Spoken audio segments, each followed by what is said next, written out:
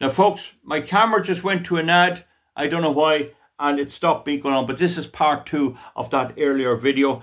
And we have another one here. Maybe it was long enough. Another one here going bankrupt. Chilean wind farm operator files for bankruptcy.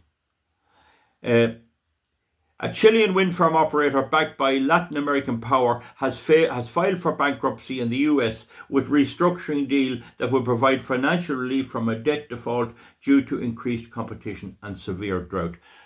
What severe drought has to do with this, I don't know. And where's the competition? Now, Eddie O'Connor, the late Eddie O'Connor, he had one, Mainstream Renewable, he had one in Chile, and it went bankrupt. And I think people just lost everything in Chile, but in New York, the company that loaned them some of the money have been suing in the courts for their money back, and good luck with that. More coming. A Danish offshore company, World Marine, files for bankruptcy. Danish shipping company World Marine Offshore has been one of the pioneers of developing modern offshore services to support wind farms, filed for bankruptcy this week in Denmark. Reports are that the administration appointed by the court is already working to attract buyers, and with the hope of selling the company and its assets. Well, good luck with that. You see the situation here. They'll probably get mugs, probably paddies or some Irishmen or something to invest, and this is the situation. I went into another website there and it says, sorry, you've been blocked. And what the heading is, that Minwind, M-I-N-W-I-N, American Bankruptcy Institute is the authors of this. Minwind, please note that in order to view the content for bankruptcy headlines, please log in if you're already a member. But Midwind is gone wallop. That's the bottom line. Energy Vice. Beam employees devastated as UK offshore wind technology firm must be gone wallop. Beam employees devastated as UK's offshore wind technology firm makes all staff redundant, formed by a merger with Raffo Vers and launched in September 2004. So there's Beam employees left out in the cold. That's behind the paywall. We leave that, but the Beam employees are in trouble. They're going to be laid off. Now, here's another one. Icy blast of bankruptcies hits Sweden. Here we are. 2 Swedish economists have issued a warning that the country's wind power industry is on the brink of a wave of bankruptcies. This is the cat, folks. She can't. There you are. Hello. It's just you can't go up there. Just go down there a minute now. To a wave of bankruptcies. Christian Sandstorm, and Christian Steinbeck analysed wind power companies' annual reports in Sweden, and their work reveals a significant financial problems, they told Swedish media outlet Carval on September the 28th. Who said that? Who was first off with that? The total loss for the years 2017 to 2022, so this is relatively updated. The date of this is March 2024, 2020 and 22.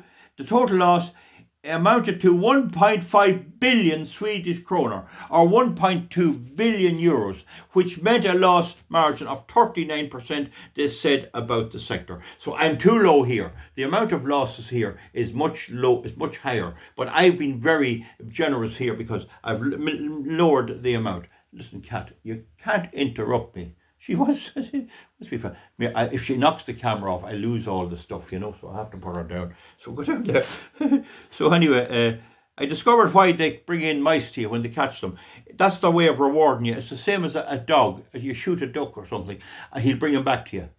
Same thing. I didn't know why that was. Such heavy losses seem to be the rule rather than the exception for wind power companies in Sweden, according to annual reports. The Swedish government has been pushing its national energy policies in green direction, promoting wind power and decommissioning nuclear power plants, but the cost appears to be much more painful than previously thought.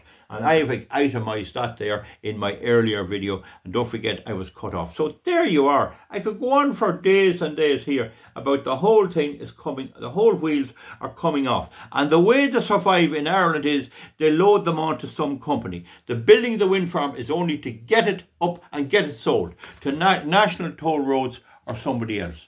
Do you understand me? And that's how they're surviving. Now, another Swedish farm. Now, will you see what else here? Oh, sorry, go down there. Now, here's one on Montel. Another Swedish wind farm faces PPA, whatever that, driven bankruptcy. Montel, Sweden wind farm. Aldermysbert, Aldermyrbert, is facing bankruptcy, and its owners want to negotiate a 15-year power agreement with local mining company Boliden. That's the crowd that own Tara Mines, Boliden. The latter confirmed. So you see, get some crowd to take it over, Jude, and have green credentials and load it on them and their workers' pay. So instead of paying their workers for being away on the ground and all the health that involves and health problems, they give it to the wind farm companies.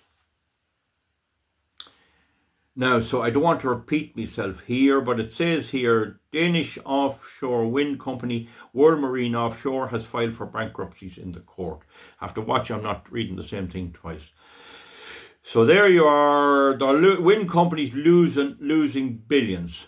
This company spent 192 million on a loan before it was suspended in 2011 after the company failed to meet several sales milestones. Failed to meet several milestones. So there, Fisker bankruptcy, wind turbine manufacturer. There's a danger now that I'm going to duplicate what I'm saying. So mounting losses. So all you have to do is wind farms filing for bankruptcy, and there's a list that lent to your arm and a lent to your leg as well.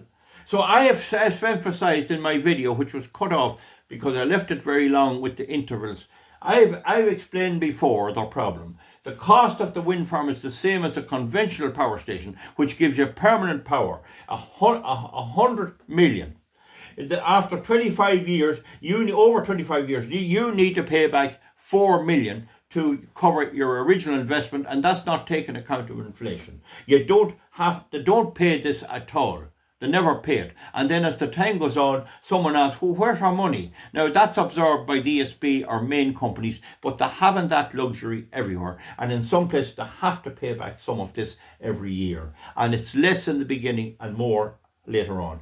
The turnover here on this wind farm is only 7 million because the output on this is only 19% or 20%, whereas on an ordinary power plant, it's 95%. So they have only 7 million sales a year.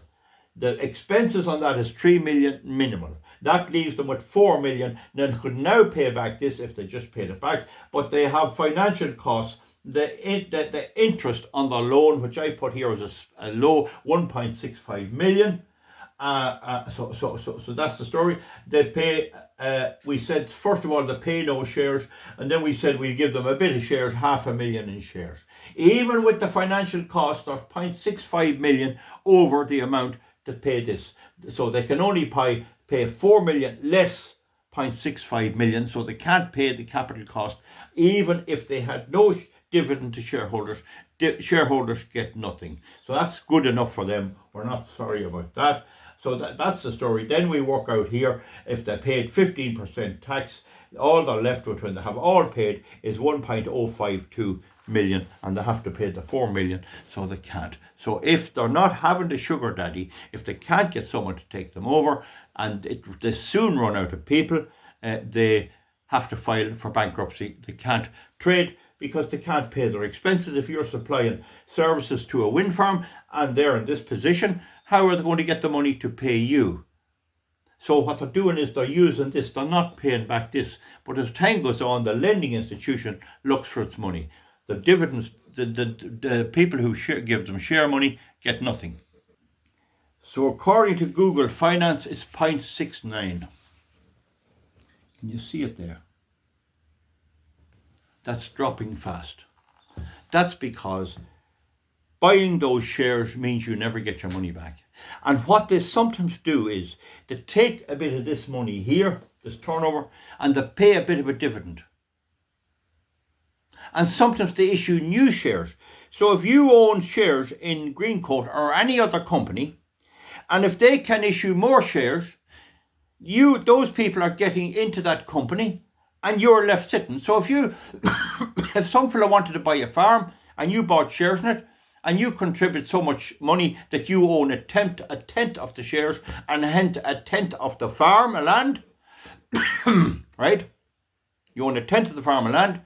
If no more shares are issued, you have a tenth. So if it goes bankrupt, you can get all your shares value back. You're the last to get paid, but you can get it after the sell the farm.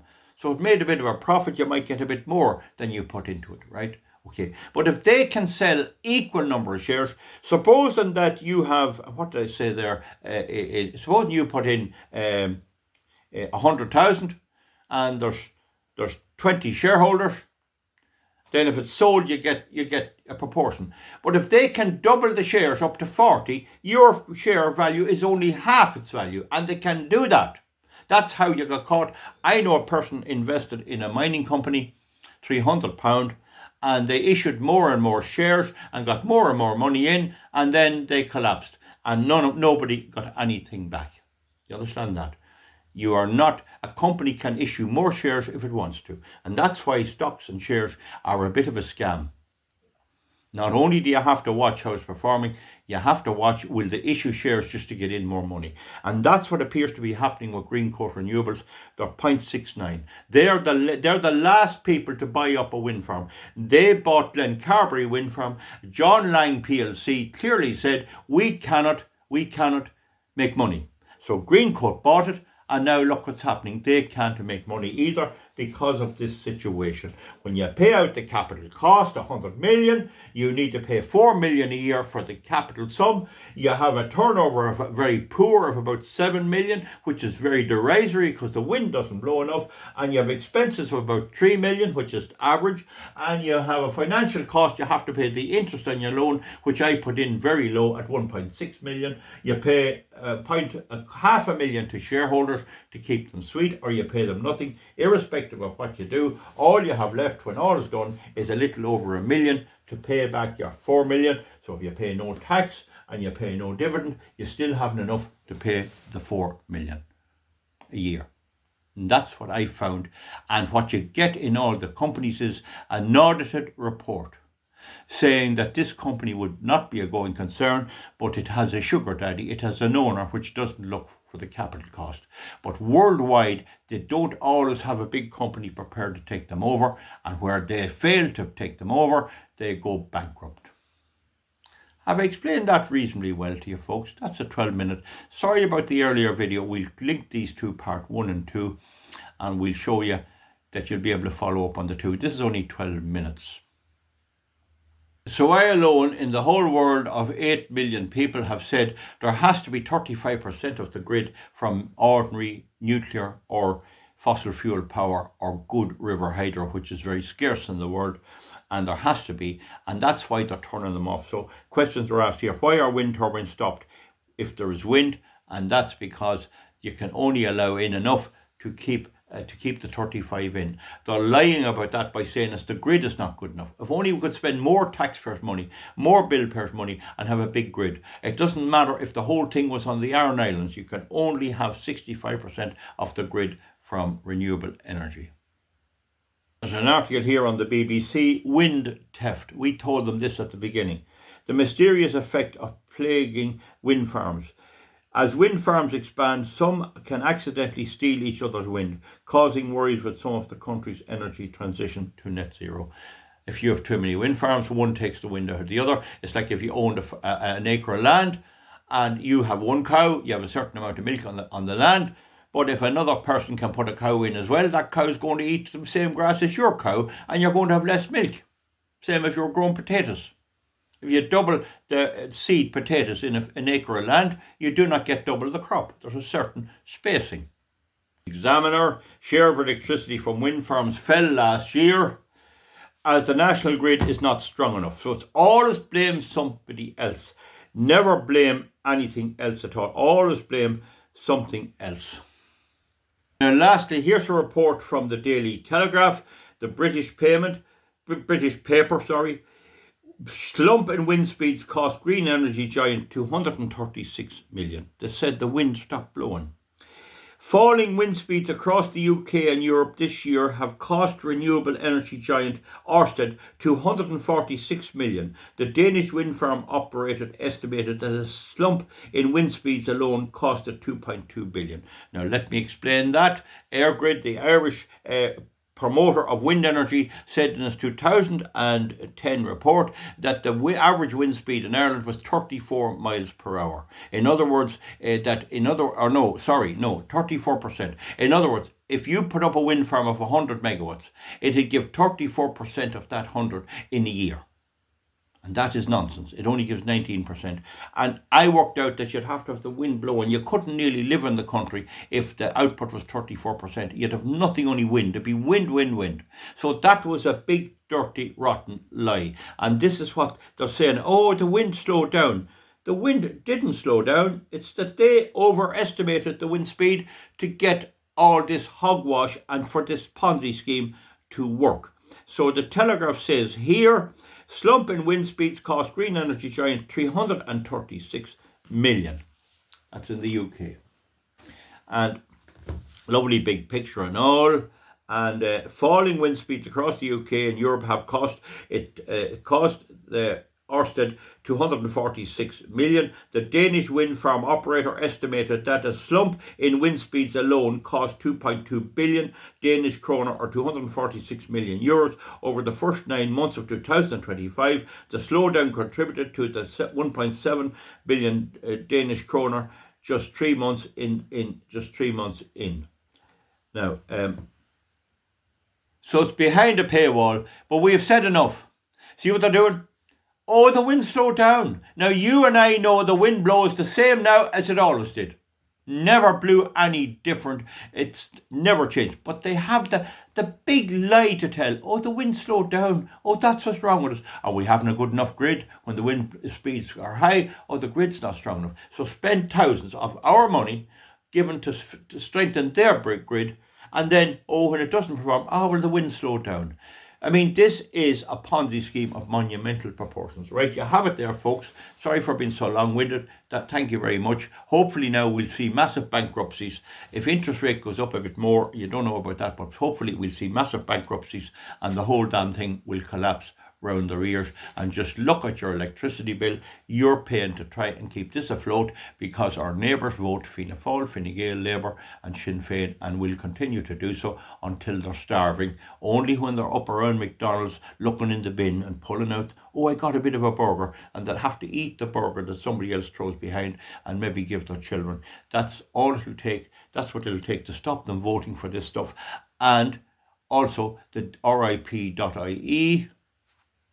It's a hard thing to say, but they are doing this to us. And when they have to die, they have to face that they can't continue. That's the biggest.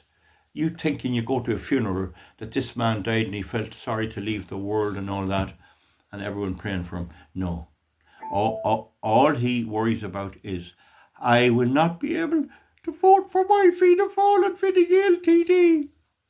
I knew a man with cancer in the last election, about August. I saw him, and he was diagnosed with cancer, the poor man, and he was sick, but he was a massive Fianna Fáil supporter. Brendan Smith was his candidate in Cavan Monaghan, and when I know a person went up to vote in his local school, and he was in a sort of a semi-wheelchair bed. And he got wheeled in the bed, a kind of a wheelchair bed, and he was wheeled in and he got voting, and he got turned round, and they had to make way for him and tell people coming in, just give the man a chance. And he came out and he had a big broad smile that he got voting for Brendan Smith before he died. And he died, I think, 6 weeks later. And that's all was in his, it wasn't his family or what he left behind him or what he achieved. That was the one thing. But he had to die, and the next time that vote is gone.